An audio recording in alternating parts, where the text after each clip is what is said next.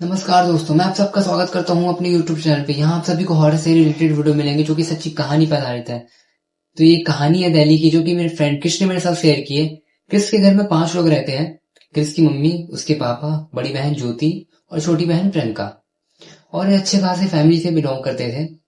उनके पापा शांत स्वभाव के थे और उनकी मम्मी भी सेम उन्हीं की तरह थी। क्रिस और उसकी दोनों बहन तीनों ही अपने पढ़ाई में ही ज्यादातर ध्यान देते थे। ज्यादा घर से बाहर नहीं निकला करते थे। वो ज्यादातर अपनी पढ़ाई में ध्यान देते थे।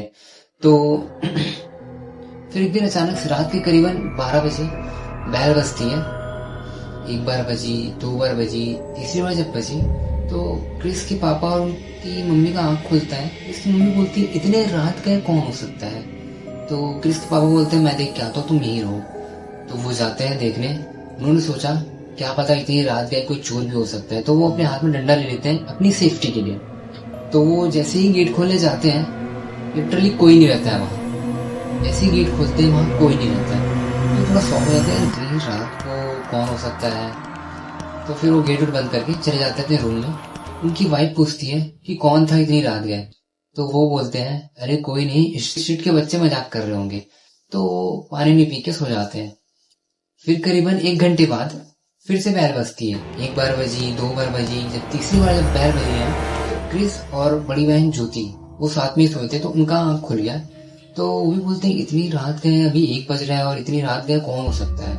तो दोनों गेट खोलने जा ही रहे होते हैं, तब तक पीछे से आवाज आता है उसकी मम्मी का, बेटा रुको, तुम्हें अंदाजा भी है तुम इतनी रात गए, इतनी रात गए, गेट के बाहर कौन हो सकता है। तो फिर क्रिस और क्रिस के पापा गेट खोलने जाते हैं। गेट खोलते ही इस बार भी कोई नहीं रहता है। इस बार भी कोई नहीं रहता है और वो गेट बंद ही कर रहे होते। तब तक क्रिस का ध्यान नीचे जाता है। नीचे एक पर्ची रहती है। वो पर्ची उठाता है क्रिस और उसे खून से लिखा रहता है, पापा मुझे बचा लो। तो क्रिस के पापा बोलते हैं, प्रियंका कहाँ है? तो क्रिस ने बोला अपनी रूम में होंगी। तो सब अब प्रियंका को देखने जाते हैं उसके रूम में। जैसे ही रूम में एंटर कर ही रहे होते हैं, तब ऊपर से आवाज आता है किसी बच्ची का। तो सब भागे हुए जाते हैं टेरेस को। देखते हैं क्या, प्रियंका एक कोने में बैठी हुई है, कान खुले हैं और पता नहीं कुछ खा रही हुई थी ये लोग एक कोने में बैठ के। तो प्रियंका की मम्मी बोलती है, बेटा तुम क्या कर रही हो इतनी रात में यहाँ? प्रियंका का कोई रिस्पॉन्स नहीं रहता है। बस वो पीछे मुंह करके खा रही होती है, जल्दी जल्दी खा रही होती है। फिर प्रियंका के पापा जाते हैं। प्रियंका के पापा उसके पास जाते हैं और बोलते हैं, बेटा तुम क्या कर रही हो यहाँ पर? जैसे ही पीछे पलटती है, उसके मुंह में लिटरली भाई खून लगा हुआ रहता है। तो वो बिल्ली खा रही होती है। सब देख के चौंक जाते हैं कि इतनी रात गए ये बिल्ली खा रही है यहाँ पर बैठ के, इसे हो क्या गया है। और हाँ, आपको एक बात बताना तो भूल गया, ये पूरे वेजिटेरियन थे, नॉनवेज का नामो निशान नहीं था। और ये जब बिल्ली बैठ के खा रही होती है, सबका दिमाग खराब हो जाता है कि यार ये बिल्ली कैसे खा सकती है, वो भी मरा हुआ, इतनी रात गए। फिर अचानक से प्रियंका जोर से हंसने लग जाती है। बस फिर अचानक से प्रियंका जोर से हंसने लग जाती है। उसके पापा उसे जाते ही हैं कि चल तू नीचे। तब तक प्रियंका जोर से धक्का मारती है। प्रियंका लेफ्ट साइड में बैठे रहती है और उसके पापा राइट साइड में जाके फेंकाते हैं। एकदम कस की चोट लग जाती है उन्हें पीठ में, सर में एकदम ज्यादा ही कस की चोट लग जाती है। सर से खून निकलने लग जाता है उनके। तो क्रिस जाता है दौड़ते हुए, अपने पापा को उठाता है। फिर क्रिस के पापा बोलते हैं, ये हमारी बेटी नहीं हो सकती। वो अपने फ्रेंड रवि को फोन लगाते हैं और सारी बात बताते हैं कि मेरी बेटी ऐसा ऐसा कर रही है। और वो एक बाबा का नंबर सजेस्ट करते हैं कि तुम इनसे बात करो, वो तुम्हें हल बताएंगे। तो उन्हें कॉल लगाते हैं, उन्हें भी सारी बात बताते हैं। तो वो समझ जाते हैं कि इस पे कोई बुरी आत्मा का साया है। तो वो इसके घर आने के लिए तैयार हो जाते हैं और बाबा निकल जाते हैं इनके घर आने के लिए। छिले चपाट को भी लेके निकल जाते हैं। फिर बाबा जैसे ही घर पे एंटर करते हैं, उन्हें पता चल जाता है कि इस घर में बहुत ही बुरी आत्मा है। तो वो जल्दी जल्दी जाते हैं, बिना कुछ सोचे समझे हॉल में हवन की तैयारी करते हैं पूरी तरह से। चक्र वक्र गोल सर्कल वर्कल बनाते हैं और हवन की तैयारी करके कि तुम्हारी बेटी कहाँ है। तो अभी भी वो ऊपर बैठी हुई रहती है।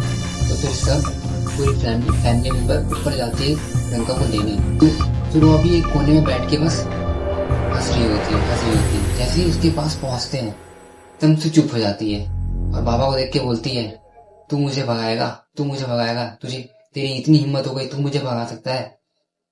और ये बोल के हंसने लग जाती है, एकदम जोर जोर से हंसने लग जाती है प्रियंका। फिर हंसते हंसते एकदम चुप और अपने पापा के ऊपर कूद जाती है, उनका गला दबाने लग जाती है।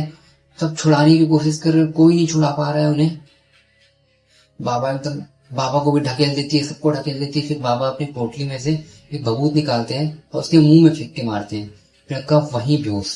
फिर प्रियंका को नीचे हॉल में लेके आते हैं और एक सर्कल में, जो बाबा ने सर्कल बनाया था, उसमें लिटा दिया जाता है। फिर बाबा और उनके चेले चपाट हवन में आग उग जलाते हैं और मंत्र पढ़ना चालू करते हैं। जैसे ही मंत्र पढ़ना चालू होता है, प्रियंका उठ के बैठ जाती है और बाबा हवन से पहले उनकी फैमिली मेंबर को सबको बता देते हैं, चाहे कुछ भी हो जाए, इस घेरे के अंदर कोई भी ना आए। अगर कोई अंदर आ गया या प्रियंका बाहर आ गई इस घेरे से, तो हम सबको मार देगी। और ये पूजा ब्रह्म मुहूर्त तक होने वाली है, क्योंकि ब्रह्म मुहूर्त में आत्माओं की शक्तियां कम हो जाती है। तो ये पूजा ब्रह्म मुहूर्त तक चलेगी। हो जाता है, बाबा मंत्र पढ़ रहे हैं जोर जोर से, उनके चेले चपाड़ भी बहुत जोर जोर से मंत्र पढ़ रहे हैं। प्रियंका चिल्ला रही है, रो रही है, पापा मुझे बचा लो, मम्मी मुझे बचा लो, ये मुझे मार देंगे, मुझे जीना है, मम्मी मुझे बचा लो। और ये सब देख के सबका हालत खराब हो जाता है, सब रोने लग जाते हैं प्रियंका को देख के कि ये क्या हो गया हमारी बेटी को। इससे पहले तो सब ठीक था। कभी प्रियंका के मुंह से खून निकल रहा है, कभी कभी प्रियंका के मुंह से खून निकल रहा है, कभी ब्लैक लिक्विड फॉर्म में निकल रहा है, कभी बाहर निकल रहा है, आंखों की पुतलियां पूरी गायब हो जा रही है। प्रियंका का ऐसा हालत देख के सब रोने लग जाते हैं और मंत्र पढ़ते पढ़ते पढ़ते 1 घंटा कब बीतता है, जो होते 3 बज जाता है। फिर प्रियंका वहीं बेहोश हो जाती है। फिर बाबा उठते हैं और प्रियंका के हाथ में एक ताबीज बांधते हैं और गले में भी एक ताबीज बांधते हैं। प्रियंका को अपने रूम में ले जाया जाता है। फिर प्रियंका के पापा पूछते हैं कि बाबा ये सब कैसे हुआ। तो वो कहते हैं कि तुमने अभी कुछ दिन पहले बर्थडे पार्टी रखा था अपनी बेटी का। तो उन्होंने कहा हाँ मैंने रखा था।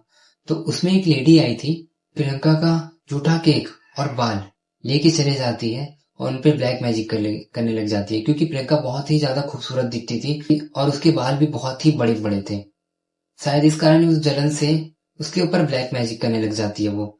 तो बाबा कहते हैं अब बस ये इसके गले से ताबीज और हाथ से ताबीज कभी नहीं हटना चाहिए, और आइंदा से तुम जब भी बर्थडे पार्टी रखो या तुम कुछ भी फंक्शन रखो, तो आइंदा से अपना ख्याल रखना और अपने घर वालों का ख्याल रखना।